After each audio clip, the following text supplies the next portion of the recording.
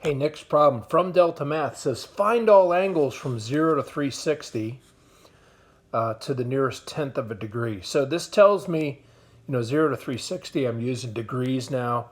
And tenth of a degree tells me I may need a calculator. So here's the equation. It's 5 cosine x tangent x minus 7 tangent x equals 0. That's 5 cosine x tangent x minus 7 tangent x equals 0.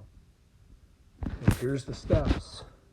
Tangent x is in both terms, so you factor tangent x out, which means you write tangent x and then a big parentheses, and then when you divide both of those terms by tangent x, I'm left with 5 cosine x minus 1 equals 0. So my equation says tangent x and then a big parentheses, 5 cosine x minus 7. I'm sorry, I said 1. It's 7 equals 0.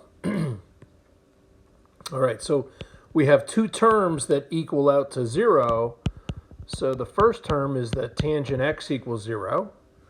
And the second term is 5 cosine x minus 7 equals 0. So if I add 7 and divide by 5, I got cosine x is 7/5. So I got to take each of those equations separately now, right? I just used the zero product property. Well, tangent x equals 0 when my angle x is either 0 degrees or 180, right? That's a quadrantal angle. Cosine x equals 7/5. We don't have that on a chart, so, to get x by itself, I would do inverse cosine of 7/5 on my calculator. When I hit that, I get an error message, and that's not a surprise because cosine inverse of 7/5, you can't take the inverse cosine of something above 1. Remember, cosine always stays between -1 and 1. So my answer there for the whole problem would be 0 degrees and 180 degrees are the two solutions.